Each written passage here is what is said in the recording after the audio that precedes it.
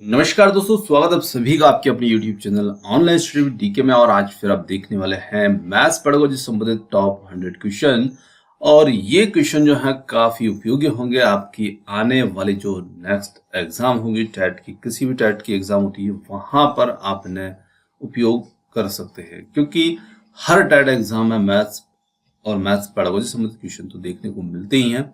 तो चलिए और स्टार्ट करते हैं और देखते हैं आज के हमारे गणित शिक्षण शास्त्र से संबंधित 100 अति महत्वपूर्ण प्रश्न। तो देखिए, सबसे पहले यहां पर बात करते हैं पहले प्रश्न की। तो एक बालक को दशमलव में कठिनाई आती है, इस कारण वह प्रतिशत को ठीक से समझ नहीं पाता, साथ ही गणित के अन्य प्रकरण भी उसे कठिन लगने लगते हैं। इससे उसके अंदर गणित के प्रति भय उत्पन्न हो जाता है। और भय का यहाँ पर कारण क्या है? तो देखिए, 4 विकल्प आपके सामने हैं और क्वेश्चन थोड़े से ज्यादा है, तो थोड़ा सा जल्दी जल्दी मैंने पढ़ने की कोशिश करूंगा ताकि कम समय में हम क्वेश्चन को कंप्लीट कर पाए। देखिए, गणित की संचय प्रकृति, प्रतीकात्मक भाषा का उपयोग, सामाजिक प्रवृत्तियां, या डी है उपरोक्त सभी। तो देखिए, हमें तो क्वेश्चन में पहचानना है बच्चे के अंदर जो भय है उस भय का कारण क्या है। तो भय गणित से बहुत सारे बच्चों को लगता है, क्योंकि गणित की जो प्रकृति होती है वो तार्किक होती है, साथ ही साथ गणित की प्रकृति संचय भी होती है। तो यहाँ पर हमारा जो उत्तर हो जाएगा वो हो जाएगा ऑप्शन ए, गणित की संचय प्रकृति। चलिए अगले क्वेश्चन की ओर बढ़ते हैं। एक गणित शिक्षक का मानना है कि स्वाभाविक रूप से लड़के गणित में लड़कियों से अच्छे होते हैं। तो शिक्षक यहाँ पर कैसे हैं? तो उचित दृष्टिकोण वाले हैं, नीतिपरक हैं, लिंग पक्षपाती हैं, और डी है उपरोक्त में से कोई नहीं। तो देखिए, यदि शिक्षक ऐसा मानते हैं तो निश्चित रूप से यहाँ पर शिक्षक पक्षपात कर रहे हैं और लिंग पक्षपाती शिक्षक है। तो निश्चित रूप से ऑप्शन सी यहाँ पर जो होगा हमारा सही उत्तर बन जाएगा कि शिक्षक यहाँ पर लिंग पक्षपाती हैं, क्योंकि वो लड़कों को अच्छा मान रहे हैं और लड़कियों को कमजोर मान रहे हैं। तो निश्चित रूप से ऑप्शन सी हमारा सही उत्तर होगा। चलिए अगला क्वेश्चन है, ग्रेड अंकों से कैसे भिन्न है? और यह प्रश्न है बुद्ध अंत वाला, मुक्त अंत वाला, विश्लेषणात्मक, या फिर अपसारी। तो निश्चित रूप से यहाँ पर ग्रेड अंकों से कैसे भिन्न है, यदि ये प्रश्न हम विद्यार्थी से पूछेंगे तो हर विद्यार्थी इसका उत्तर अपने अपने विचारों के अनुसार देगा। तो निश्चित रूप से इसके कई उत्तर बन जाएंगे। ये मुक्त अंत वाला प्रश्न होगा, ऑप्शन बी यहाँ पर सही उत्तर होगा। चलिए अगला क्वेश्चन लेते हैं, गणित में अधिगम निर्योग्यता का आकलन का सर्वाधिक उचित तरीका है। तो कौन सा तरीका यहाँ पर सबसे ज्यादा उचित तरीका होगा? निदानात्मक, उपचारात्मक, सतत मूल्यांकन, या फिर ये सभी? तो निश्चित रूप से अधिगम निर्योग्यता के आकलन का सर्वाधिक जो उचित तरीका होगा वो हो जाएगा ऑप्शन है निदानात्मक परीक्षण, ए वाला। चलिए अगला क्वेश्चन है, निम्नलिखित में से निदानात्मक परीक्षण के उद्देश्य हैं? अभिभावकों को प्रतिपुष्टि देना, बच्चों की प्रगति रिपोर्ट भरना, या बच्चों की कमियों और कमजोरियों को ज्ञात करना। तो यहाँ पर 3 कथन दिए हैं और कूट के अनुसार हमें उत्तर का चयन करना है कि कौन सा कथन यहाँ पर इसमें सही है, पहला, दूसरा, तीसरा, या दूसरा, तीसरा, या केवल तीसरा, है ना। तो इस प्रकार से हमें कूट में आंसर का चयन करना है कि निदानात्मक परीक्षण के आखिर उद्देश्य कौन से होते हैं।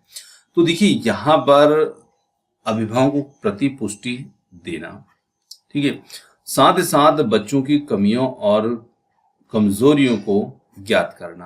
तो ये इसके उद्देश्य होते हैं। ऑप्शन सी इसके अंदर हो जाएगा सही उत्तर। चलिए फर्स्ट और थर्ड। अगला क्वेश्चन है, दर्श को गणित सीखने में कठिनाई होती है, उसकी समस्या का समाधान है? उपहार देना, दंड देना, कारण जानना, या अधिक से अधिक गृहकार्य देना। तो देखिए, दर्श को गणित सीखने में कठिनाई होती है तो उसकी समस्या का समाधान क्या हो सकता है? तो हम उसकी जो कठिनाइयां हैं या उसकी जो समस्या है उनका कारण जानने की कोशिश करेंगे। ऑप्शन सी यहाँ पर सही उत्तर होगा। बढ़ते हैं अगले क्वेश्चन की ओर। मूल्यांकन विधि का चुनाव करते समय शिक्षक को किस बात का ध्यान रखना चाहिए? देखिए, बात यहाँ पर मूल्यांकन विधि की हो रही है, यानी कि हम बच्चों के लिए मूल्यांकन विधि अपना रहे हैं और उसका चुनाव करते समय शिक्षक को कौन सी बात का ध्यान रखना चाहिए? छात्रों की रुचि का, छात्रों के पारिवारिक वातावरण का, या मूल्यांकन साधन वैध होने का, या फिर डी में से कोई नहीं। तो देखिए, छात्रों की रुचि, क्योंकि हम तो मूल्यांकन कर रहे हैं तो निश्चित रूप से हमारे जो मूल्यांकन साधन है वो वैध और सही तरीके से बच्चे का मूल्यांकन हम उनसे कर पाए। तो ऑप्शन सी यहाँ पर बिल्कुल करेक्ट होगा। अगला क्वेश्चन आता है, अंक गणित का शिक्षण महत्वपूर्ण होता है घरेलू कार्य के लिए, व्यवहारिक उपयोग के लिए, व्यवसाय मजदूरी के लिए, या फिर इन सभी के लिए। तो अंक गणित जो शिक्षण होता है उसका महत्व होता है इन सभी के लिए, क्योंकि हम घरेलू कार्य, व्यवहारिक उपयोग और व्यवसाय मजदूरी सभी में इसका उपयोग देखते ही हैं। ऑप्शन डी यहाँ पर हमारा सही उत्तर बनता है। अगला क्वेश्चन है, रेखा गणितीय आकृतियों के शिक्षण में सर्वप्रथम प्राप्य उद्देश्य है ज्ञानात्मक, अवबोधात्मक, कौशलात्मक, या फिर डी है अनुप्रयोगात्मक। तो यहाँ पर हमारा रेखा गणित आकृतियों के शिक्षण में सर्वप्रथम जो प्राप्य उद्देश्य होगा वो कौशलात्मक होगा। ऑप्शन सी यहाँ पर इसके लिए सही उत्तर होगा। चलिए, कौशलात्मक। बढ़ते अगले क्वेश्चन की ओर। अगला क्वेश्चन है, गणित में मानसिक कार्य संबंधित है गणित के सैद्धांतिक पक्ष, गणित के व्यवहारिक पक्ष से, या गणित के प्रायोगिक पक्ष से, या फिर डी है इनमें से कोई नहीं। तो देखिए, गणित में मानसिक कार्य जो होता है गणित के व्यवहारिक पक्ष से संबंधित होता है। ऑप्शन जो बी होगा यहाँ पर हमारा सही उत्तर बनेगा। चलिए, अगला क्वेश्चन है, स्कूली गणित में ज्यादा जोर तथ्यात्मक ज्ञान पर दिया जाता है या फिर प्रक्रियात्मक प्रभाव पर दिया जाता है, संकल्पना समझ पर दिया जाता है, या उपरोक्त सभी पर दिया जाता है। तो देखिए, स्कूली गणित में ज्यादा जोर जो होता है ये दिया जाता है उपरोक्त सभी पर, क्योंकि तथ्यात्मक ज्ञान के साथ साथ प्रक्रियात्मक प्रभाव और संकल्पनात्मक समझ सभी पर दिया जाता है। ऑप्शन डी होगा इसके लिए सही उत्तर। बढ़ते अगले क्वेश्चन की ओर। एक अच्छा गणितज्ञ होने के लिए कौन सी विशेषता होनी चाहिए? तो देखिए, सूत्रों को याद करने, समस्या समाधान, या फिर सी है ए और बी दोनों, और डी है सभी अवधारणाओं को समझने, लागू करने और उनमें संबंध स्थापित करने। तो देखिए, एक जो अच्छा गणितज्ञ होता है निश्चित रूप से वो सभी अवधारणाओं को समझता है, साथ ही साथ उन्हें लागू करता है और उनमें संबंध भी स्थापित कर सकता है कि इस अवधारणा का इस दूसरी अवधारणा से क्या संबंध है, कैसे इसमें हम आपसी संबंध जोड़ सकते हैं। तो निश्चित रूप से एक अच्छे गणितज्ञ की ये सभी पहचान होती है कि वो अवधारणा को बहुत अच्छे से समझते हैं। तो ऑप्शन डी यहाँ पर सही उत्तर बनता है। बढ़ते हैं अगले क्वेश्चन की ओर। अगला क्वेश्चन है, प्राथमिक स्तर पर क्षेत्रफल की अवधारणा को समझाने की शुरुआत हम कर सकते हैं। तो देखिए, प्राथमिक स्तर पर क्षेत्रफल की अवधारणा को समझाने के लिए हम शुरुआत कहाँ से कर सकते हैं? नोटबुक, पाठ्यपुस्तक, पेंसिल बॉक्स आदि किसी वस्तु के क्षेत्रफल की तुलना करके, या क्षेत्रफल के सूत्रों को स्पष्ट करके, लंबाई चौड़ाई की मानक इकाइयों का प्रयोग करके, और डी है बच्चों को अधिक से अधिक अभ्यास करवाकर। तो देखिए, बच्चे प्राथमिक कक्षा के हैं। अब प्राथमिक कक्षा या प्राथमिक स्तर के हैं तो वहां पर फर्स्ट के, सेकेंड, थर्ड, फोर्थ, फिफ्थ तक के बच्चे होते हैं, प्राथमिक स्तर की यदि बात करते हैं तो। और वहां पर उन बच्चों में क्षेत्रफल की जो अवधारणा होती है वो इतनी विकसित नहीं होती है। तो हम वहां पर शुरुआत कर सकते हैं नोटबुक, पाठ्यपुस्तक, पेंसिल बॉक्स आदि की किसी वस्तु के क्षेत्रफल की तुलना करके। हम दिखा सकते हैं कि देखो, ये वस्तु बड़ी है, ये छोटी है, इसका क्षेत्रफल ज्यादा है। इस प्रकार से हम बेसिक शुरुआत वहां पर इन तरह तरह की वस्तुओं की तुलना करके बच्चों को कर सकते हैं। तो ऑप्शन ए यहाँ पर हमारा सही उत्तर बनता है इसमें। चलिए, बढ़ते हैं अगले क्वेश्चन की ओर। बच्चों में गणना करने की शक्ति को बढ़ाया जा सकता है। तो बच्चों में गणना करने की शक्ति को किस प्रकार बढ़ाया जा सकता है? कक्षा में क्रियाशील गतिविधियों का आयोजन करके, अवधारणा को स्पष्ट करके, या ए और बी दोनों, और डी है कोई नहीं। तो यहाँ पर हम कह सकते हैं कि बच्चों में गणना करने की जो शक्ति उसको बढ़ाया जा सकता है, और हम उसे बढ़ा सकते हैं कक्षा के अंदर जब हम क्रियाशील गतिविधियों का आयोजन करेंगे तो बच्चों में निश्चित रूप से गणना करने की शक्ति को बढ़ाया जा सकता है। ऑप्शन ए यहाँ पर इसके लिए सही उत्तर बनता है। चलिए, अगला क्वेश्चन आता है, कक्षा 3 की गणित की अध्यापिका विमला प्रकाश बच्चों को प्रेरित करती है कि बिंदुओं के ग्रिड पर आकृतियां बनाई हैं। इससे बच्चों की रुचि का विकास होगा, अवलोकन का विकास होगा, समरूपता की समझ विकसित होगी, क्रियाशीलता का विकास होगा। तो देखिए, जो अध्यापिका है यहाँ पर वो बिंदुओं के ग्रिड पर आकृतियां बनाने को बच्चों से कहती है। तो निश्चित रूप से यहाँ पर बच्चों के अंदर ग्रिड पर आकृतियां बनाने से क्या होगी? समरूपता की समझ विकसित होगी। ऑप्शन जो सी होगा यहाँ पर हमारा सही उत्तर होगा, जो कि ई के रूप में यहाँ पर प्रिंट हो गया है। ठीक है ना? तो ये ऑप्शन सी है, समरूपता की समझ विकसित होगी। देखिए, ग्रिड जो होता है वो ऐसे बिंदु उस पर बने होते हैं और वहां पर बच्चों से कहा जाता है कि आप इस पर आकृति बनाइए, त्रिभुज, वर्ग किसी की भी बनाइए। तो बच्चे यहाँ पर आकृति बनाते हैं तो बिंदुओं को, समान बिंदुओं को इस प्रकार से सीधे में मिला करके आकृतियों का निर्माण ये करते हैं, ठीक है ना। तो इस प्रकार से ये प्रश्न हमें समझाना चाह रहा है। तो यहाँ पर हम समरूपता, समानता जो होती है आकृतियों की भुजाओं में, उनको अच्छे से समझ सकते हैं या उसको हम पहचान सकते हैं, उनकी समझ में विकसित होती है।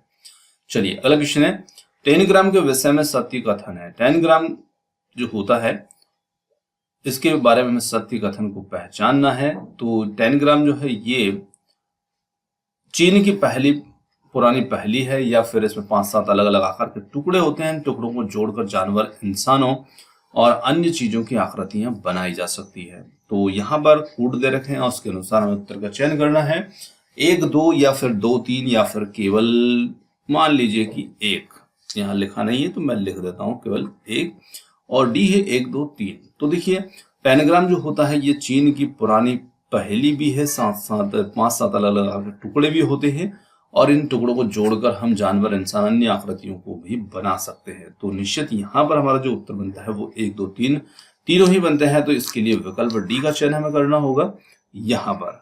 चलिए अगले क्वेश्चन की ओर जाते हैं। अगला क्वेश्चन है, राष्ट्रीय पाठ्यचर्या की रूपरेखा 2005 में यह उल्लेख किया गया कि गणित शिक्षण महत्वाकांक्षी, सुसंगत और महत्वपूर्ण होना चाहिए। तो यहाँ पर सुसंगत का क्या तात्पर्य है, सुसंगत का क्या मतलब है, क्या अर्थ है, ठीक है। तो ये हमें इसमें देखना है। तो महत्वाकांक्षी के साथ साथ सुसंगत भी हमें बताना है। तो चलिए विकल्पों को देखते हैं। गणित के संकीर्ण उद्देश्यों की प्राप्ति, गणित के उच्च उद्देश्यों की प्राप्ति, या विभिन्न प्रकार की विधियां और कौशल संयुक्त रूप से आने वाली समस्याओं को हल करने में सहायता दे सके, या फिर डी है इनमें से कोई नहीं। तो देखिए यहाँ पर सुसंगत का तात्पर्य जो होता है वो होगा कि विभिन्न प्रकार की विधियां और कौशल संयुक्त रूप से आने वाली समस्या को हल करने में सहायता दे सके। ऑप्शन जो सी बनेगा इसके लिए सही उत्तर होगा। चलिए अगले क्वेश्चन की ओर बढ़ते हैं। अगला क्वेश्चन है, राष्ट्रीय पाठ्यचर्या की रूपरेखा 2005 के अनुसार कक्षा 1 और कक्षा 2 के विद्यार्थियों के लिए मूल्यांकन होना चाहिए। किस प्रकार का? मौखिक परीक्षण आधार पर, लिखित परीक्षा के आधार पर, या फिर अवलोकन के आधार पर, या फिर डी है ए और बी दोनों के आधार पर। तो यहाँ पर हम कह सकते हैं कि यहाँ पर बात जो की जा रही है वो कक्षा 1 और 2 के लिए की जा रही है, ठीक है ना, पहली कक्षा और दूसरी कक्षा के शिक्षार्थियों के लिए। अब वो शिक्षार्थी लिखित परीक्षा और मौखिक परीक्षा जो होती है उसमें इतने निपुण नहीं होते हैं कि वो सही सही लिख पाए या सही सही बोल पाए, ठीक है ना। तो निश्चित रूप से यहाँ पर हम उनका जो मूल्यांकन है वो अवलोकन के आधार पर कर सकते हैं। हम बच्चों को पढ़ाते हैं तो हम देख करके, समझ करके, उनका अवलोकन करके हम मूल्यांकन उनका कर सकते हैं। तो ऑप्शन सी यहाँ पर सही उत्तर होगा। चलिए अगला क्वेश्चन बनता है, प्राय लड़कियां गणित में कमजोर होती। ये कथन जो है ये इस टाइप का क्वेश्चन हम पहले भी देख चुके हैं, शिक्षक ने ऐसा कहा था, है ना। तो निश्चित रूप से ये कथन जो है ये दर्शाता है लैंगिक पूर्वाग्रह पर आधारित कथन है, क्योंकि यहाँ पर वही पक्षपात वाली बात इसमें की जाएगी, ठीक है। ऑप्शन सी यहाँ पर सही उत्तर होगा। चलिए बढ़ते हैं अगले क्वेश्चन की ओर। निम्न में से कौन सा उद्देश्य यहाँ पर दृश्य श्रव्य सामग्री से संबंधित नहीं है? श्रव्य दृश्य से संबंधित नहीं है, ठीक है। तो देखिए शिक्षार्थियों को क्रियाशील बनाना, तो दृश्य श्रव्य सामग्री जो होती है उससे निश्चित रूप से विद्यार्थी क्रियाशील बनता है। शिक्षण को प्रभावशाली बनाना ये भी दृश्य श्रव्य सामग्री से होता है, और विद्यार्थियों में सृजनात्मकता उत्पन्न करना ये भी होता है, और डी शिक्षार्थियों में अरुचि उत्पन्न होना। तो देखिए शिक्षार्थियों में अरुचि उत्पन्न करना मतलब कि ये संबंधित नहीं है।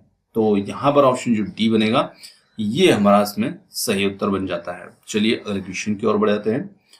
अगला क्वेश्चन है, एक विद्यार्थी की बुद्धिलब्धि 100 है, इसका तात्पर्य क्या होगा? उसकी मानसिक आयु एवं वास्तविक आयु बराबर है, उसकी बुद्धि का स्तर उच्चतम है, या वह प्रतिभाशाली बुद्धि का, उसकी वास्तविक आयु मानसिक आयु से कम है। तो यहाँ पर बुद्धिलब्धि का जो सूत्र होता है उसे भी आप यहाँ पर निकाल करके देख सकते हैं। तो यहाँ पर बच्चे की जो मानसिक आयु है वास्तविक आयु के बराबर है। ऑप्शन जो ए होगा ये हमारा यहाँ पर सही उत्तर बनेगा। चलिए अगला क्वेश्चन है, एक अध्यापक पहले सूत्र बताता तत्पश्चात उदाहरणों के द्वारा उनकी पुष्टि करता है। वह कौन सी शिक्षण विधि का उपयोग कर रहा है, आगमन, निगमन, विश्लेषण या फिर संश्लेषण? तो वो उपयोग कर रहे हैं निगमन विधि का, जिसमें पहले सूत्र और तत्पश्चात उदाहरण बताए जाते हैं। चलिए अगले क्वेश्चन की ओर जाते हैं। अगला क्वेश्चन है यहाँ पर, निम्न में से सत्य कथन है। तो सत्य कथन को यहाँ पर पहचानना है। विकास और सीखना समाज सांस्कृतिक संदर्भों से प्रभावित नहीं होते हैं। छात्र एक निश्चित तरीके से सीखते हैं। खेलना संज्ञान और सामाजिक दक्षता के लिए सार्थक है। या फिर डी है, शिक्षक द्वारा प्रश्न पूछना संज्ञानात्मक विकास में बाधक है। तो यहाँ पर हम कह सकते हैं कि खेलना संज्ञान और सामाजिक दक्षता के लिए सार्थक है। ऑप्शन सी जो होगा इसके लिए यहाँ पर सही उत्तर बनेगा। ठीक है, ऑप्शन सी। चलिए अगले क्वेश्चन की ओर जाते हैं। शिक्षार्थियों को त्रिभुज की रचना के प्रश्न समझाने हैं तो बोधात्मक उद्देश्य होते हैं। छात्र त्रिभुज की रचना विधि की व्याख्या करना, छात्र त्रिभुज की रचना संदर्भ में परिकल्पना का निर्माण, या फिर त्रिभुज की रचना विधि का विश्लेषण, त्रिभुज की रचना करने की कुशलताएं प्राप्त करना। तो निश्चित रूप से यहां पर हम कह सकते हैं कि छात्र त्रिभुज की रचना विधि की व्याख्या करना, क्योंकि बोधात्मक उद्देश्य यहां पर पूछे हैं। रचना के प्रश्न को समझाने तो बोधात्मक उद्देश्य है। चलिए ऑप्शन ए यहां पर उत्तर बन जाता है। अगला क्वेश्चन आता है, गणित में दृश्य श्रव्य सामग्रियों के प्रयोग का महत्व है। तो गणित में दृश्य श्रव्य सामग्रियों के प्रयोग का क्या महत्व होता है? बालकों को लुभाना, बालकों को मनोरंजन करना, या बालकों में रुचि जगाना, डी है बालकों को क्रियाशील बनाना। तो निश्चित रूप से दृश्य श्रव्य सामग्री जो होती है इनके माध्यम से हम बालकों में रुचि उत्पन्न कर सकते हैं, उन्हें प्रोत्साहित कर सकते हैं। ऑप्शन सी यहाँ पर हमारा सही उत्तर इसमें बन जाता है। अगला क्वेश्चन आता है, यदि एक प्राथमिक कक्षा का छात्र गणित के प्रश्न हल करने के बाद उसमें होने वाली संभावित त्रुटि का पता लगाता है तो वो किस उद्देश्य की पूर्ति करता है? अवबोधन, कौशल, अनुप्रयोग या फिर ज्ञान? तो यहाँ पर वो छात्र अपने उद्देश्य की पूर्ति कर रहा है अवबोधन की। ऑप्शन ए यहाँ पर इसके लिए सही उत्तर है। बढ़ते हैं अगले क्वेश्चन की ओर। यदि छात्र विभिन्न ज्यामितीय आकृतियों के टुकड़ों को पहचान करके उन्हें खांचे में डाल देता है तो वो किस उद्देश्य की प्राप्ति कर लेता है? ज्ञान, संश्लेषण, अनुप्रयोग या फिर डी है अवबोधन?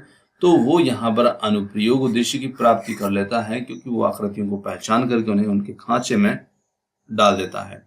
ऑप्शन सी यहाँ पर इसके लिए सही उत्तर है। अगला क्वेश्चन आता है, प्राथमिक स्तर पर शिक्षार्थियों को कोणों को ज्ञान देना है तो उपयुक्त सामग्री होती है छात्र की भुजाएं, घड़ी, डी या फिर इन सभी के माध्यम से? तो देखिए यहाँ पर हम जानकारी तो और भी चीजों से दे सकते हैं, पर यहाँ पर हमसे पूछा सबसे उपयुक्त सामग्री। तो उपयुक्त में तो फिर हम एक सामग्री को यहाँ पर चयन करेंगे। तो यहाँ पर जो बी होगा घड़ी, ठीक है ना, इसका उपयोग यहाँ पर हम कर सकते हैं। Option B. चलिए अगला क्वेश्चन आता है, निम्न में से चार्ट के प्रकार हैं वृक्ष चार्ट, तालिका चार्ट, समय चार्ट या फिर ये सभी? तो चार्ट जो होते हैं कई प्रकार के हो सकते हैं। वृक्ष, तालिका, समय चार्ट ये तीनों ही यहाँ पर उदाहरण है चार्ट के। ऑप्शन डी बन जाएगा इसके लिए सही उत्तर। अगला क्वेश्चन आता है, निम्न में से किसमें आकृतियों का निर्माण, मापन इत्यादि सिखाया जा सकता है? रेखा गणित, अंक गणित, बीज गणित या फिर ज्योतिष गणित? तो यहाँ पर रेखा गणित जो होता है उसी में हम देखते हैं कि इसी में आकृतियों का निर्माण, मापन आदि कार्य हम इसमें सीखते हैं। ऑप्शन ए यहाँ पर इसके लिए सही उत्तर है। अगला क्वेश्चन आता है, गणित शिक्षण का मुख्य उद्देश्य है। तो गणित शिक्षण का मुख्य उद्देश्य क्या होता है? शिक्षार्थियों में तार्किक चिंतन, समस्या समाधान योग्यता का विकसित करना। तो देखिए यदि हम देखते हैं तो गणित की प्रकृति तार्किक होती है ना, तो निश्चित रूप से शिक्षार्थियों में तार्किक चिंतन एवं समस्या समाधान की जो योग्यता होती है वो विकसित होती है गणित के मुख्य उद्देश्य से। ठीक है, ऑप्शन ए इसके लिए सही उत्तर होगा। चलिए आगे बढ़ते हैं अगले क्वेश्चन की ओर। विमला ने 12 बिल्लियां पाल रखी। उसने ईशान को बताया कि 12 बिल्लियों का मतलब 48 पेड़ है। उसका ये कथन किस चिंतन की और किस चिंतन का आधार है? रेखा गणित, बीज गणित या फिर अंक गणित या फिर डी में से कोई नहीं? तो देखिए ये जो कथन है ये बीज गणित से संबंधित हो जाता है, क्योंकि यहाँ पर 12 बिल्ली का मतलब 48 पेड़, बार चुको 48। यहाँ पर थोड़ा सा रिलेशन समझाने की यहाँ पर कोशिश की जा रही है संख्याओं के बीच में। चलिए अगले क्वेश्चन की ओर बढ़ते हैं। अगला क्वेश्चन आता है, मयंक बीमारी के कारण एक सप्ताह तक स्कूल नहीं आया और जब वह विद्यालय गया तब उसे भाग के लंबे प्रश्नों को करना नहीं आया। लंबे भाग के प्रश्नों को देखते ही वह चिंतित हो गया और शास्त्रीय सिद्धांत के अनुसार संवेगात्मक स्वाभाविक उत्तेजक है। असफलता लंबे भाग के सवालों को लेकर चिंता या भ्रडी है उपरोक्त सभी, तो यहां पर स्वाभाविक उत्तेजक हो जाएगा असफलता, ऑप्शन ए। चलिए अगला क्वेश्चन है, गणित शिक्षण के लिए उपयुक्त परिस्थिति है बच्चों की सभी संकल्पनाएं सीखने के लिए विवश करना, बी गणित को बच्चों के जीवन के अनुभवों का हिस्सा बनाना, उच्च स्तरीय चिंतन कौशलों का विकास, या फिर डी है बच्चों को सूत्र रटवाना। तो देखिए हम बात कर रहे हैं यहाँ पर गणित शिक्षण के लिए उपयुक्त परिस्थिति की, और उपयुक्त परिस्थिति के लिए हम निश्चित रूप से गणित को बच्चों के जीवन के अनुभवों का हिस्सा बनाएंगे, तो यही सबसे उपयुक्त परिस्थिति बन जाती है गणित शिक्षण के लिए, ऑप्शन बी यहाँ पर इसके लिए वो बनेगा उत्तर। अगला क्वेश्चन आता है, सर्वेक्षण आधारित परियोजना आंकड़ों के विश्लेषण संबंधी विद्यार्थियों की समझ का आकलन करती है या फिर पूर्णांकों के गुणनफल की संकल्पना को समझने में मदद करती है। सी है उपरोक्त दोनों और डी है दोनों में से कोई नहीं। तो यहां पर हम कह सकते हैं कि निश्चित रूप से ऑप्शन जो ए है आंकड़ों के विश्लेषण संबंधी विद्यार्थियों की समझ का आकलन करती है, सर्वेक्षण आधारित परियोजना। चलिए अगले क्वेश्चन की ओर जाते हैं। एक डिब्बा खुलने पर कैसा दिखेगा और किन आकृतियों को मोड़ने पर डिब्बा नहीं बनेगा, इन गतिविधियों से बच्चों में चतुर्भुज की समझ बढ़ेगी, बच्चों में आकृतियों की मानसिक छवि बनेगी, या बच्चों को वस्तुओं की ऊंचाई या मोटाई का ज्ञान होगा, या बच्चों को वस्तुओं के नक्शे के विषय में जानकारी मिलेगी। तो देखिए यहाँ पर बच्चों में आकृतियों की मानसिक छवि बनेगी, ऑप्शन जो बी होगा इसके लिए बिल्कुल सही होगा। चलिए अगला क्वेश्चन आता है, गणित की कक्षा में संप्रेषण से की क्षमता का विकास होता है, प्रश्नों का शीघ्र उत्तर देना, पठन गणितीय विचार को सुव्यवस्थित संचित एवं स्पष्ट करना, और डी है पुनर्समूहीकरण। तो यहाँ पर हम कह सकते हैं कि गणित की कक्षा में संप्रेषण क्षमता का विकास किससे होता है। तो देखिए संप्रेषण क्षमता का जो विकास होता है वो होता है गणितीय विचार को सुव्यवस्थित संचित और स्पष्ट करने से। तो ऑप्शन जो सी होगा ये इसके लिए बिल्कुल सही उत्तर होगा। चलिए अगला क्वेश्चन है, गणित की कक्षा 4 की शिक्षिका शर्मिला सांगमा अपने विद्यार्थियों को प्रश्न के उत्तर देने के लिए समूह चर्चाएं सहयोगात्मक अधिगम अपनाने के लिए प्रोत्साहित करती है, तो उनका यहाँ पर क्या उद्देश्य है। सीखने की एक समान गति पर बल दे रही हैं, या फिर बच्चों की सक्रिय भागीदारिता को बढ़ा रही है, या फिर सीखने के विविध अनुभवों को उपलब्ध कराना, और डी है उपरोक्त सभी। तो यहाँ पर हम कह सकते हैं कि वो बच्चों की सक्रिय भागीदारिता को बढ़ाना यहाँ पर चाह रही है, तो ऑप्शन जो डी होगा इसके लिए बिल्कुल सही होगा। चलिए अगला क्वेश्चन है, गणित की भाषा का अंग है। तो गणित की भाषा का अंग क्या होते हैं, संकेत सूत्र संख्या चर या फिर ये सभी। तो निश्चित रूप से हम देख सकते हैं कि गणित की जो भाषा होती है उसमें ये सभी होते हैं, संकेत सूत्र और संख्या चर, ये सभी गणित की भाषा के अंग माने जाते हैं। तो यहाँ पर ऑप्शन जो डी होगा बनेगा इसका सही उत्तर। अगला क्वेश्चन आता है, गणित शिक्षण में पाठ योजना का सही क्रम है। तो देखिए गणित के अंदर जब हम पाठ योजना लेसन प्लान बनाते हैं तो उसका सही क्रम क्या होता है। पहले तैयारी करना, प्रस्तुतिकरण, श्यामपट्ट कार्य, पुनरावृत्ति या गृह कार्य। कहने का मतलब है कि यहाँ पर जो 5 क्रम बताए हैं ये हो सकते हैं गलत हों, अव्यवस्थित हों, तो हमें इनको सही क्रम में जमा करके अपने कूट का चयन इसमें करना है। तो ये यहाँ पर तैयारी करना पहला ही चरण है, दूसरा प्रस्तुतिकरण, तीसरा श्यामपट्ट कार्य और पुनरावृत्ति गृह कार्य। तो निश्चित रूप से ये सही क्रम में ही जमा है, तो यहाँ पर पहला विकल्प ही हमारा सही उत्तर बन जाएगा 1 2 3 4 5 के क्रम में। अगला क्वेश्चन यहाँ पर हमारा आता है, गणित के शिक्षण के दौरान कोई पाठ पढ़ाने से पहले एक शिक्षक को किसका ज्ञान प्राप्त कर लेना आवश्यक है। संबंधित पाठ के उद्देश्यों को, या संबंधित पाठ के शिक्षण विधियां, या फिर संबंधित पाठ का प्रश्न बैंक, या बच्चों के नाम व पता। तो देखिए शिक्षक को यहाँ पर अपने जो संबंधित पाठ है उसके उद्देश्य को जरूर उसका ज्ञान जरूर प्राप्त कर लेना चाहिए कि हमारे इस चैप्टर इस पाठ का क्या उद्देश्य है, क्योंकि विधियां तो शिक्षक जानता ही है ना।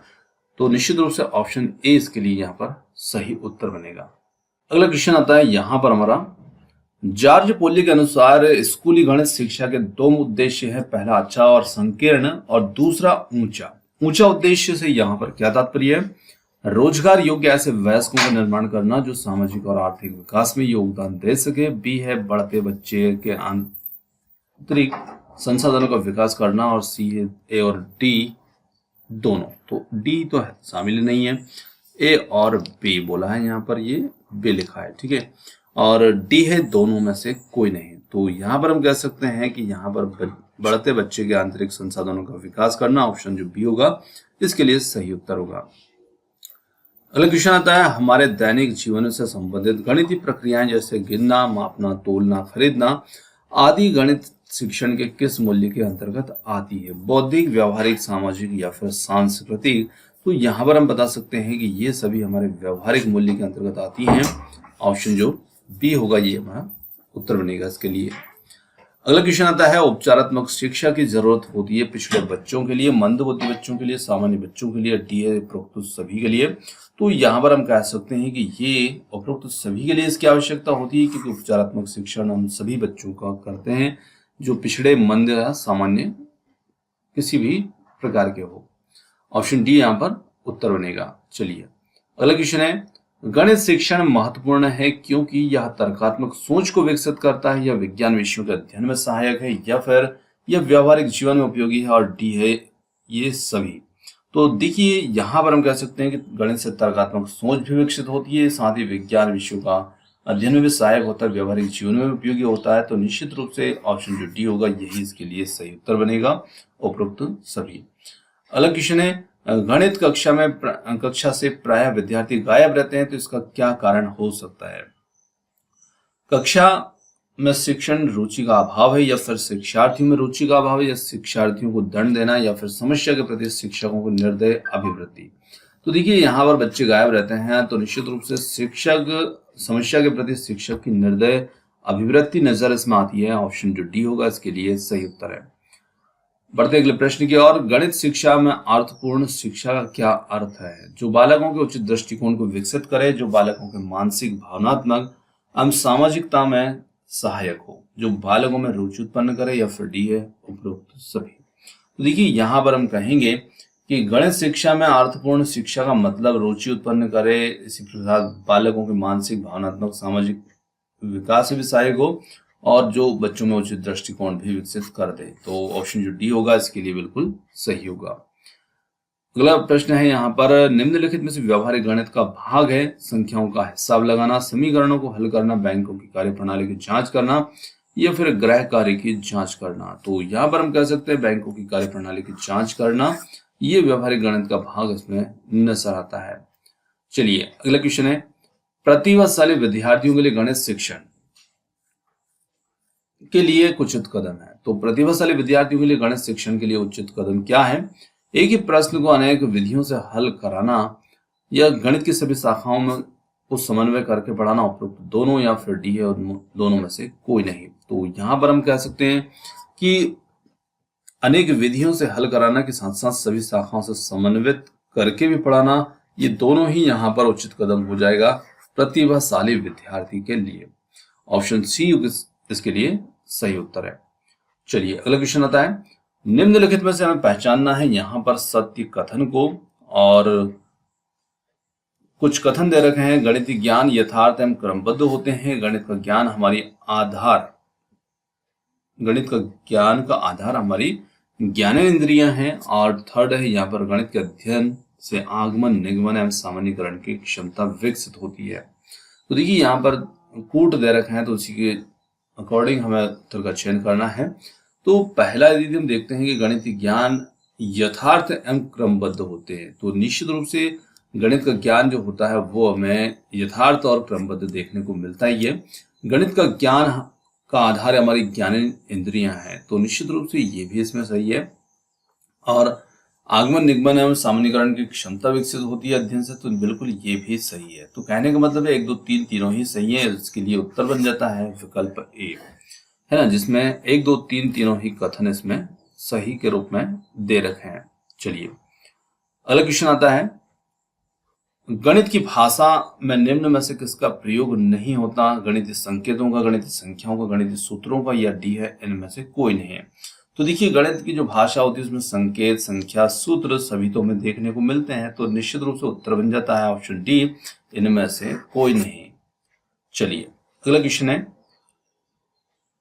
अधिगम निर्योग्यताओं वाले बालकों में प्रक्रमण संबंधी निम्न में से किस प्रकार की कमी पाई जाती है? अत्यधिक सक्रिय व्यवहार, कम मानसिक सक्रियता, संख्याएं संबंधित सूचनाओं को याद करने में समय एवं दिशा की कम समझ, या डी है मांसपेशियों पर कम नियंत्रण। तो यहां पर हम कह सकते हैं संख्याओं संबंधित सूचनाओं को याद करने में समय एवं दिशा की कम समझ, ये कमी पाई जाती है अधिगम निर्योग्यता वाले बालकों में। चलिए ऑप्शन सी। अगला क्वेश्चन है, निम्न में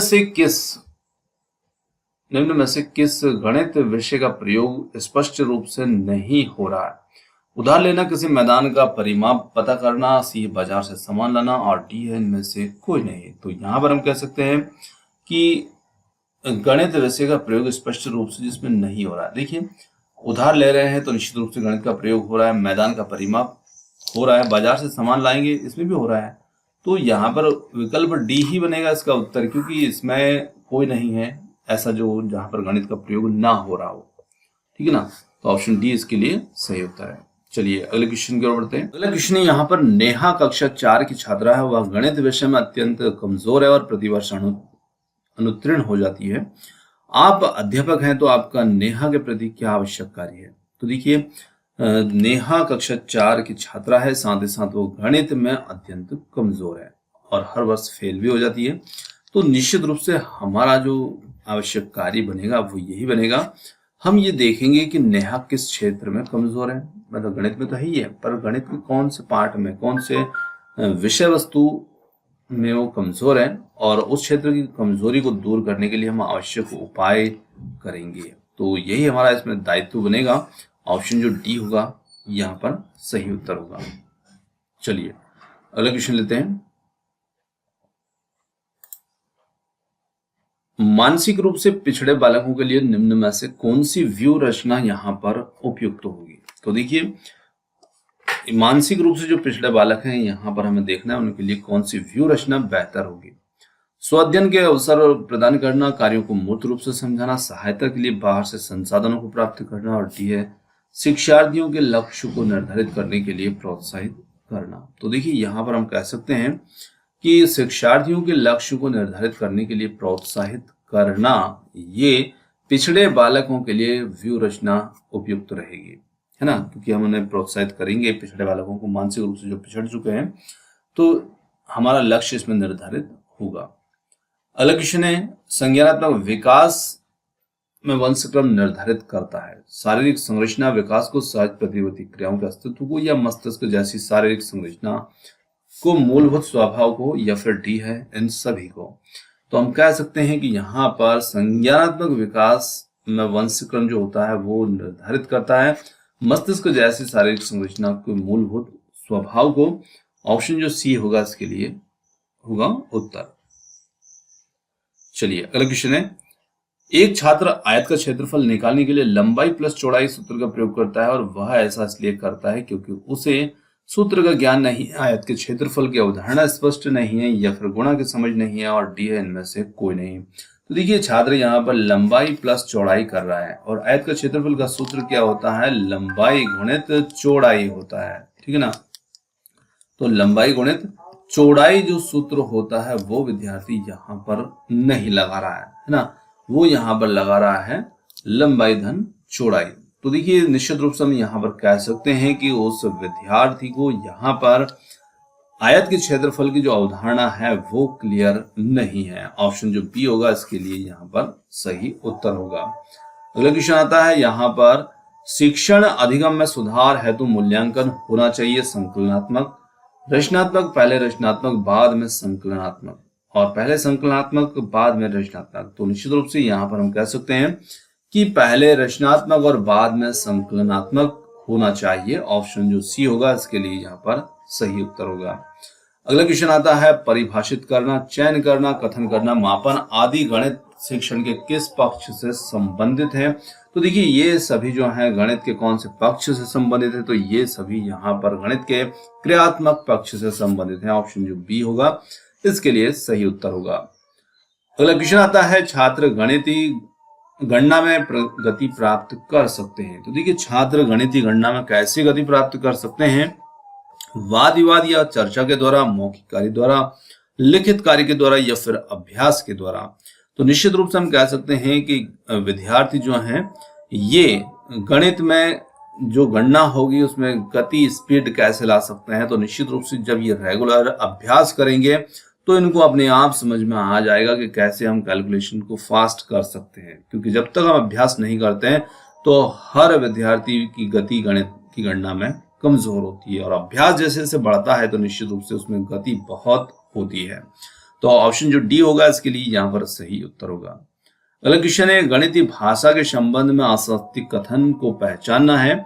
गणित की भाषा शुद्ध, यथार्थ और स्पष्ट होती है। गणितीय भाषा में कई तरह के प्रतीकों का इस्तेमाल होता है। या फिर सी है, गणितीय भाषा रसपूर्ण एवं अलंकृत होती है। और डी है, उपरोक्त में से कोई नहीं है। तो यदि हम देखें तो जो गणितीय भाषा है उसके संबंध में हमें यहाँ पर असत्य कथन को देखना है। तो असत्य कथन बनेगा कि गणित की भाषा रसपूर्ण और अलंकृत होती है। तो देखिए, ये असत्य कथन हमें देखना था और सी वाला इसमें असत्य कथन है, क्योंकि गणित की भाषा रसपूर्ण नहीं होती है ना, और इसी वजह से हमारा उत्तर इसमें सी बनेगा। अगला क्वेश्चन आता है, प्राथमिक स्तर पर औपचारिक आयतन के तरीके से पहले उन्हें कंचों, सिक्कों, माचिस की डिब्बी इत्यादियों का उपयोग करके आयतन की समझ पैदा करनी चाहिए, और यह गतिविधि है। समय का सदुपयोग, विषय वस्तु संबंधी गतिविधि, विषय वस्तु से पूर्व की गतिविधि, या डी है, विषय वस्तु के पश्चात गतिविधि, मतलब बात की पहले की, और ये हमें इसमें दिखाना है। तो निश्चित रूप से यहां पर हम कह सकते हैं कि विषय वस्तु से पूर्व की गतिविधि। देखिए, प्राथमिक स्तर की इसमें बात की जा रही है, और औपचारिक आयतन के तरीकों से हम उनको कंचे, सिक्के, माचिस, है ना, डिब्बी का उपयोग कर रहे हैं। किस बात के लिए? आयतन की समझ पैदा करने के लिए। तो हमारी जो विषय वस्तु है ना, उसके पहले की ही तो गतिविधि के अंतर्गत ये चीजें आएंगी, क्योंकि हम पहले ही उसमें आयतन संबंधी समझ को विकसित करना चाह रहे हैं। चलिए, अगला क्वेश्चन है आ रहा है यहाँ पर, यदि एक विद्यार्थी गणित विषय में बार बार अनुत्तीर्ण हो रहा है तो ये जानने के लिए कि वो गणित की किस विषय शाखा में कमजोर है, हम निम्न में से कौन सी विधि का प्रयोग इसमें करेंगे? लिखित, मौखिक, निदानात्मक या फिर उपचारात्मक। तो हम यहाँ पर निदानात्मक जो तरीका होगा उससे पता कर सकते हैं कि वो गणित की किस विषय शाखा में कमजोर है। ऑप्शन सी इसके लिए सही उत्तर होगा। प्राथमिक स्तर पर गणित का महत्व है, मानसिक, व्यवहारिक, सांस्कृतिक या आध्यात्मिक। तो यहाँ पर उत्तर ऑप्शन जो बी होगा ये हमारा इसमें सही उत्तर बन जाएगा। चलिए, अगला क्वेश्चन है, छात्र के व्यक्तित्व को किस प्रकार का अधिगम अधिक प्रभावित करता है? अनुकरण अधिगम, अनुदेशनात्मक अधिगम, प्रयत्न त्रुटि अधिगम या फिर अंतर्दृष्टि अधिगम। तो यहाँ पर हम कह सकते हैं कि छात्र को जो अनुकरण अधिगम है ये व्यक्तित्व को सबसे ज्यादा प्रभावित कर सकता है, अनुकरण अधिगम। ऑप्शन जो ए बनेगा इसके लिए सही उत्तर होगा। अगला क्वेश्चन है, यहाँ पर गणित संबंधी चार्ट बनाने के लिए ध्यान रखना चाहिए कि चार्ट पर नामांकन, शीर्षक आदि बड़े एवं दर्शनीय हो, चार्ट प्रत्येक छात्र के लिए दृष्टिगोचर हो, चार्ट किसी विशेष उद्देश्य की पूर्ति करने वाला हो, या फिर डी है, उपरोक्त सभी। तो देखिए, यहाँ पर हम निश्चित रूप से इन सभी बातों का ध्यान रख सकते हैं, और ऑप्शन डी जो होगा इसके लिए सही उत्तर बन जाएगा, क्योंकि हम चार्ट बना रहे हैं गणित का, तो हम इन सभी बातों का ध्यान इसमें जरूर रखने वाले हैं। Option D. चलिए, अगला क्वेश्चन आ रहा है, गणित की पाठ्य पुस्तक अच्छी तब मानी जाती है जब उसमें प्रश्नावली के बहुत सारे हल किए हुए प्रश्न हो, या फिर पर्याप्त मात्रा में उदाहरण प्रश्नावली में प्रश्न हो, उसमें उदाहरण ज्यादा, प्रश्नावली में प्रश्न कम हो, और उसमें उदाहरण कम, प्रश्नावली में प्रश्न ज्यादा हो। तो यहाँ पर उत्तर बन जाता है उसमें पर्याप्त मात्रा में उदाहरण एवं प्रश्नावली में प्रश्न हो, वही काफी है पर्याप्त मात्रा में, ठीक है ना। तो जो ऑप्शन डी होगा ये होगा इसके लिए सही विकल्प। चलिए, अगला क्वेश्चन आ रहा है, एक वृत्त का क्षेत्रफल ज्ञात करने के लिए एक छात्र 2R सूत्र का प्रयोग करता है। इससे ये निष्कर्ष निकलता है कि उसे सूत्र का ज्ञान नहीं है, गणना का ज्ञान नहीं है, या फिर गणितीय क्षेत्रफल की अवधारणा स्पष्ट नहीं है, डी है, कोई नहीं। तो यहाँ पर हम कह सकते हैं कि छात्र वृत्त के क्षेत्रफल के लिए 2R का प्रयोग करता है तो निश्चित रूप से उसे गणितीय क्षेत्रफल की अवधारणा जो है वो विकसित नहीं है। ऑप्शन जो सी होगा इसमें सही उत्तर होगा। चलिए अगला क्वेश्चन है, गणित में इकाई योजना का उद्देश्य है। तो देखिए गणित में इकाई योजना का क्या उद्देश्य होता है? गणित सीखने के अधिक अवसर प्रदान करना, गणित की विषय वस्तु को व्यवहारिक बनाना, गणित के सूत्र को याद करवाना, या फिर फोर्थ है मूल्यांकन हेतु उचित प्रविधियों का निर्माण करना। तो देखिए गणित में जो इकाई योजना होती है उससे संबंधित यहाँ पर कथन दिए हैं और कोड दिया रखा है नीचे, और इसी में हमें कोड का चयन करना है। तो यहाँ पर हम जो कोड का चयन करेंगे तो देखिए पहला, दूसरा और चौथा, गणित के सूत्र याद करवाना ये इकाई योजना का उद्देश्य नहीं होता है। तो पहला, दूसरा और चौथा, और यह है विकल्प डी में। चलिए अगला क्वेश्चन है, गणित के शिक्षिका छात्रों से भारत के झंडे का आरेख बनाने का और झंडे में सम्मिलित रेखाओं की पहचान करने को कहती है, और ये एक प्रश्न है अनुशासनात्मक, द्वि अनुशासनात्मक, बहु अनुशासनात्मक, या फिर डी है इनमें से कोई नहीं। तो यहाँ पर जो क्वेश्चन हमें देखने को मिल रहा है ये क्वेश्चन है बहु अनुशासनात्मक। ऑप्शन सी यहाँ पर सही उत्तर है। अगला क्वेश्चन है, वैन हाइल के अनुसार बच्चे ज्यामिति के मानसिक चित्रण स्तर पर होते हैं तब वे होते हैं कैसे?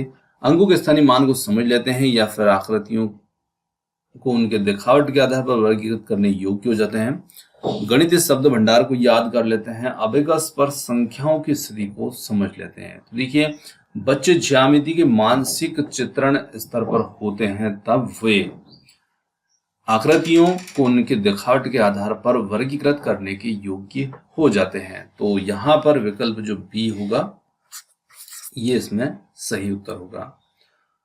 अगला क्वेश्चन है, यहाँ पर आपको एक छोटा सा चित्र दिखेगा जहां पर गणित के अध्यापक ने 1482 को निम्न तरीके से लिखा है 1, 4 और 8, 2, है ना, इकाई, दहाई, सैकड़ा जिसे हम लिखते हैं, ऐसे बिंदु बना रखे हैं।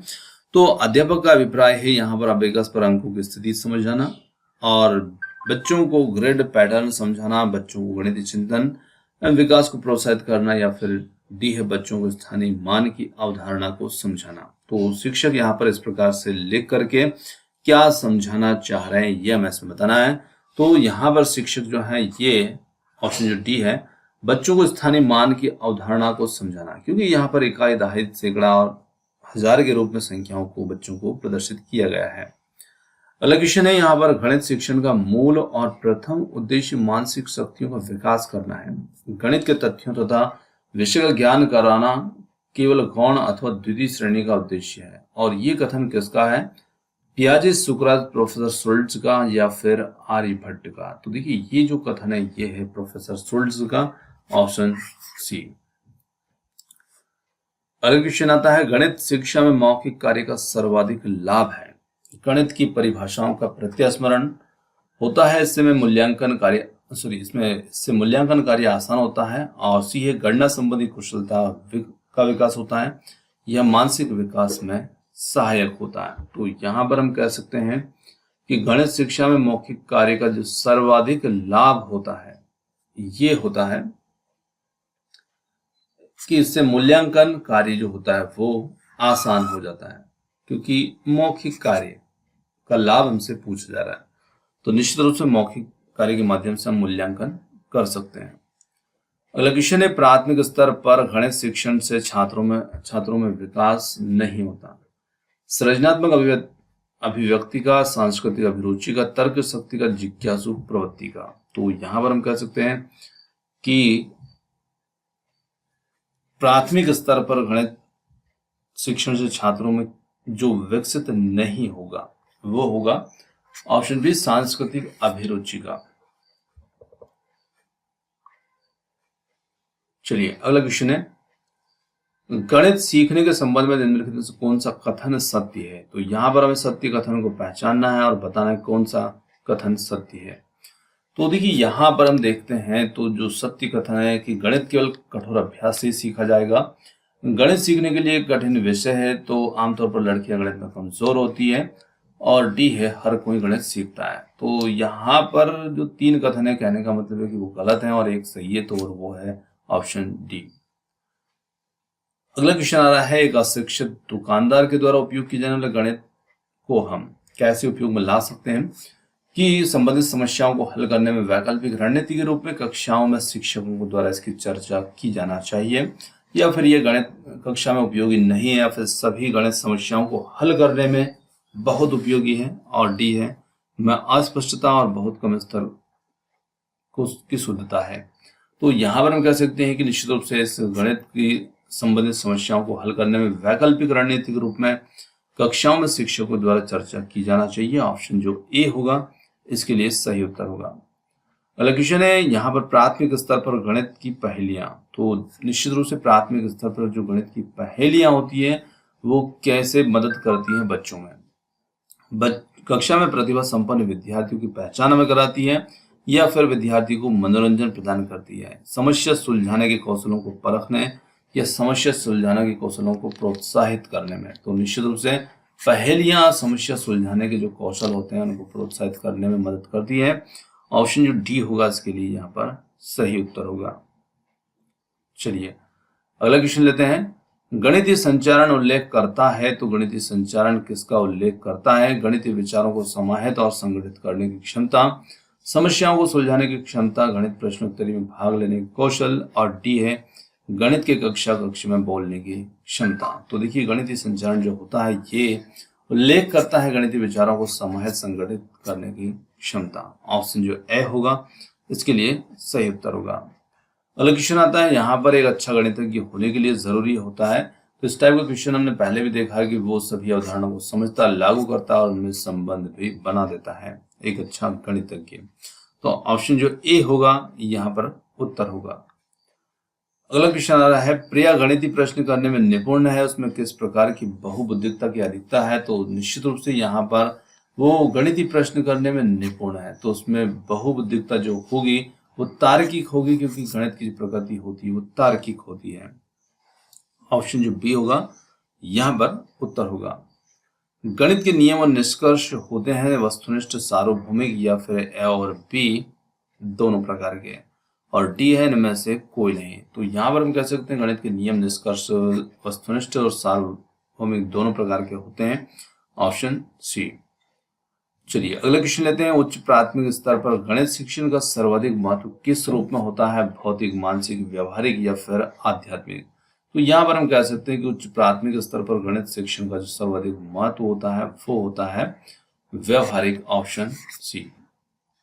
चलिए अगला क्वेश्चन, पाठ्यक्रम में गणित शिक्षण इसलिए अति महत्वपूर्ण है क्योंकि इसके माध्यम से छात्रों में ज्ञान उपयोग संबंधित जो व्यवहारगत परिवर्तन होता है वह है गणित परिभाषाओं का प्रत्यास्मरण करना, उपकरणों को सही ढंग से व्यवस्थित करना, समस्याओं को हल करने के लिए उपयुक्त विधि एवं सूत्र का चयन, और डी है सोचने समझने के बाद निर्णय। तो यहाँ पर हम कह सकते हैं कि छात्र में जो व्यवहारगत परिवर्तन इसमें देखने को मिलता है वो समस्याओं को हल करने हेतु उपयुक्त विधि एवं सूत्र का चयन करना। Option C. अगला क्वेश्चन आता है, पाठ्यक्रम निर्माण का सिद्धांत निम्न में से कौन सा है? विभिन्न विषयों को में सहसंबंध और अग्रदर्शी अवकाश का सदुपयोग, या फिर ये सभी? तो विकल्प डी जो होगा ये सभी पाठ्यक्रम निर्माण के सिद्धांत में के अंतर्गत आते हैं। चलिए अगला क्वेश्चन है, गणित शिक्षण के माध्यम से बच्चों में निम्न में से किस भावना पर नियंत्रण रखने का कौशल विकसित होता है? तो निश्चित रूप से गणित के माध्यम से बच्चों के अंदर कौन सी भावना पर नियंत्रण रखने का कौशल विकसित होता है? और वो कौशल तर्क शक्ति, आत्मविश्वास, विचार शक्ति, तीनों ही प्रकार के कौशल, तीनों ही प्रकार की भावनाओं पर नियंत्रण रखने का कौशल बढ़ता है। ऑप्शन जो डी होगा यहाँ पर बनेगा इसका सही उत्तर। अगला क्वेश्चन आता है, गणित की संरचना एवं प्रकृति का एक गुण होता है अमूर्त, असंकेतिक, अक्रम होना, या फिर रसहीन होना? तो हम कह सकते हैं कि जो गणित की संरचना एवं प्रकृति का एक जो गुण है महत्वपूर्ण, और वो गुण आता है अमूर्त होना, और गणित की प्रकृति होती है अमूर्त। चलिए अगला क्वेश्चन है, गणित के अध्ययन से एक बच्चे में निम्न में से किस गुण का विकास होता है? आत्मविश्वास, आत्मनिर्भरता, तार्किक सोच, या इन सभी का? तो देखिए गणित से तो इन सभी का विकास बच्चे में देखने को हमें मिलता है। क्योंकि गणित से आत्मविश्वास, निर्भरता, तार्किक सोच सभी चीजें बच्चे के अंदर विकसित होंगी।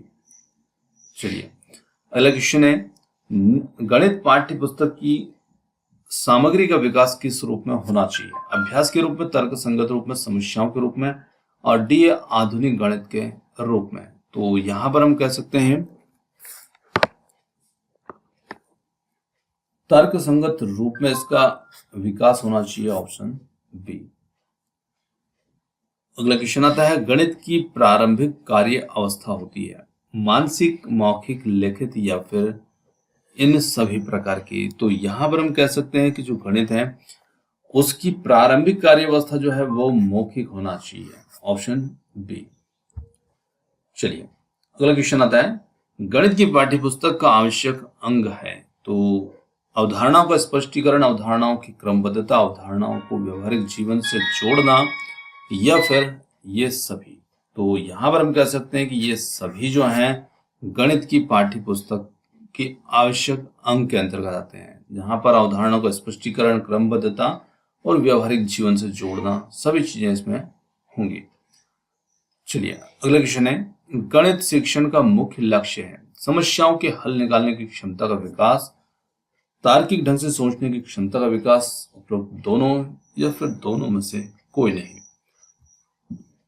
यहां पर हमारा जो उत्तर बनेगा वो बनेगा ऑप्शन सी, उपरोक्त दोनों। इकाई योजना जो है इसकी प्रतिपादक हमें पहचानना, John Dewey, Herbert Skinner, Kilpatrick. तो यहां पर उत्तर जो बन जाता है वो बन जाता है जॉन डीवी, ऑप्शन ए। चलिए अगला क्वेश्चन आता है, अभिगस के प्रयोग से बच्चों को स्थानीय मान की महत्ता को समझाया जा सकता है या फिर बच्चों को बिना किसी त्रुटि के संख्याओं को पढ़ना सिखाया जा सकता है, बच्चों में गणना की परिशुद्धता का विकास किया जा सकता है या फिर डी है उपरोक्त सभी। तो यहां पर हम निश्चित रूप से कह सकते हैं कि अभिगस जो होता है इसके प्रयोग से हम इन सभी चीजों को बच्चों को सिखा सकते हैं, इनके अंदर विकसित कर सकते हैं। तो विकल्प जो डी होगा ये हमारा इसमें सही उत्तर होगा। चलिए अगला क्वेश्चन लेते हैं, कक्षा में विद्यार्थियों में व्यक्तिगत विभेद अनुपयुक्त है, लाभकारी है, हानिकारक है या फिर डी में से कोई नहीं। तो हम कह सकते हैं कि कक्षा में विद्यार्थियों में व्यक्तिगत विभेद जो होता है ये कैसा होता है, लाभकारी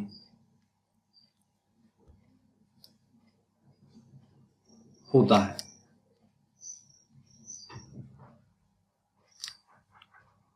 चलिए अगला क्वेश्चन है, प्रभावी और स्थायी शिक्षा ग्रहण करने के लिए विद्यार्थियों के पास होना चाहिए केवल उपयुक्त बौद्धिक स्तर, केवल सीखने की योग्यता, केवल शिक्षा प्राप्त करने के अवसर या फिर योग्यता और अभिप्रेरणा का वंचित स्तर। तो यहाँ पर हम कह सकते हैं कि प्रभावी और स्थायी शिक्षा ग्रहण करने के लिए विद्यार्थियों के पास होना चाहिए योग्यता, अभिप्रेरणा का वंचित स्तर, ऑप्शन डी होगा इसके लिए सही उत्तर। अगला क्वेश्चन आता है, जियो बोर्ड से समझाई जा सकती है सरल आकृति, स्थानीय मान, समीकरण, परिमाप एवं क्षेत्रफल। तो हम कह सकते हैं कि यहाँ पर जियो बोर्ड के माध्यम से हम क्या समझा सकते हैं, तो इसके माध्यम से हम सरल आकृतियों को समझा सकते हैं। चलिए विकल्प ए इसके लिए सही उत्तर होगा। बालक को गणित में बेहतर प्रदर्शन के लिए गणनाओं में प्रवीण बनना चाहिए या फिर उसे सूत्र याद करवाना चाहिए, हल याद करवाना चाहिए या फिर अमूर्त चिंतन, तर्क संगत विवेचन की क्षमता विकसित करना चाहिए। तो यहाँ पर हम बालक के अंदर अमूर्त चिंतन, तर्क संगत विवेचन की क्षमता को विकसित करना चाहिए। चलिए अगला क्वेश्चन लेते हैं। अगला क्वेश्चन आता है, गणित विषय के अर्थपूर्ण शिक्षा के लिए निम्नलिखित में से कौन सी या क्या आवश्यक नहीं है। तो यहाँ पर ये क्वेश्चन शायद रिपीट हो गया है, पहले भी आ चुका है। गणितीय सूत्र को याद करवाना, देखिए ये जरूरी नहीं होता है, ठीक है ना। चलिए अगला क्वेश्चन लेते हैं, मूल्यांकन विधि का चुनाव करते समय शिक्षक को किस बात का ध्यान रखना चाहिए, छात्र की रुचि का, छात्रों के पारिवारिक वातावरण का या मूल्यांकन साधन के वैध होने का। तो निश्चित रूप से मूल्यांकन साधन के वैध होने का ध्यान रखना चाहिए। तो यहाँ पर आज की जो हमारे क्वेश्चन थे मैथ्स पेडागोजी से संबंधित वो समाप्त होते हैं। क्वेश्चन थोड़े से ज़्यादा थे इसलिए मैंने थोड़ी सी जल्दबाजी की है क्वेश्चन कंप्लीट करने में। और वीडियो आपको कैसा लगा कमेंट्स करके जरूर बताइएगा। वीडियो पसंद आया तो वीडियो को लाइक, शेयर और चैनल को सब्सक्राइब जरूर कीजिएगा। और वीडियो पसंद आया तो इसे लाइक जरूर कीजिएगा और कमेंट्स करके बताइएगा, ताकि एक और वीडियो इसी टाइप का हम आपके लिए लेकर जल्द आए। तो निश्चित रूप से आपने समय दिया, उसके लिए बहुत बहुत धन्यवाद। Thanks for watching. मिलते हैं जल्दी है एक और नए किसी वीडियो के साथ। धन्यवाद।